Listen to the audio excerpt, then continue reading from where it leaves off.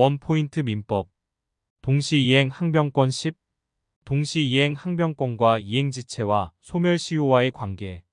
1. 원칙. 단일 사건의 동시이행 관계이면 이행지체의 책임을 지지 않는다. 동시이행 항변권이 있으면 채무자가 자신이 이행하지 않은 것은 당연한 것으로 이행지체의 책임을 지지 않는 것입니다.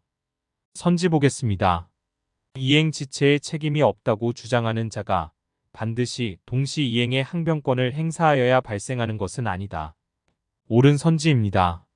쌍무계약에서 쌍방의 채무가 동시이행의 관계에 있는 경우 일방의 채무가 이행기가 도래하더라도 상대방 채무의 이행 제공이 있을 때까지는 그 채무를 이행하지 않아도 이행지체의 책임을 지지 않는 것이지만 이와 같은 효과는 이행지체의 책임이 없다고 주장하는 자가 동시이행의 항변권을 행사하여야 발생한다.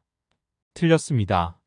행사하지 않아도 당연히 동시이해관계가 인정되기 때문에 이해지체도 되지 않습니다. 이것을 동시이행의 당연효라고 합니다. 그러나 동시이행 관계이지만 이행지체를 인정하는 경우도 있습니다.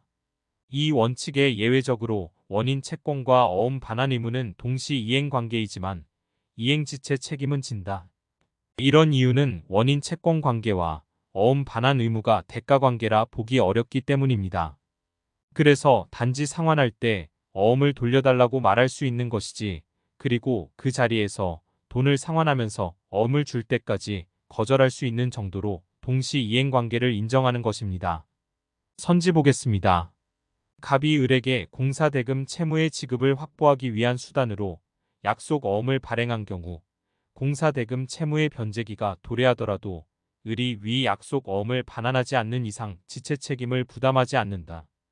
틀렸습니다. 어음에서 동시이행을 관계를 인정하는 것은 단지 이중 지급을 방지하는 목적이지 원인 채권의 이행을 하지 말라는 것이 아니기 때문에 이행지체의 책임은 지게 됩니다. 쉽게 말해서 먼저 돈을 준비하고 가서 어음을 안 주면 거절할 수 있다는 것이며 돈을 주지 않으면 이행지체의 책임을 진다는 것입니다. 판례를 보면서 내용 설명하겠습니다.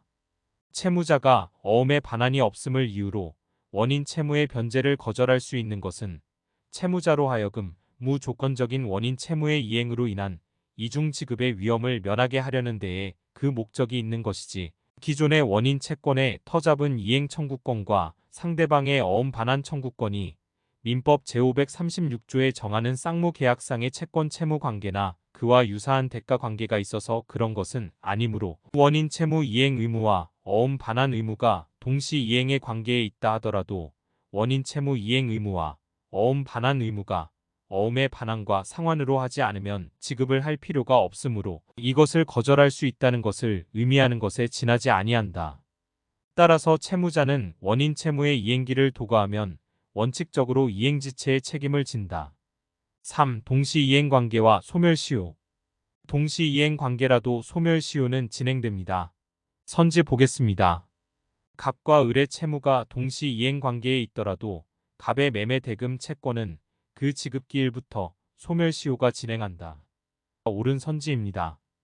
부동산에 대한 매매 대금 채권이 소유권 이전 등기 청구권과 동시이행 관계에 있는 이상 매매 대금 청구권은 그 지급기일이 경과하면 그 소멸시효가 진행된다. 옳은 선지입니다. 4. 동시이행 항변권은 점유가 필요 없습니다. 유치권은 점유를 요건으로 하지만 동시이행 항변권은 점유를 요건으로 하지 않는다. 옳은 선지입니다. 유치권과 동시이행 항변권은 서로 병존할 수 있다. 옳은 선지입니다.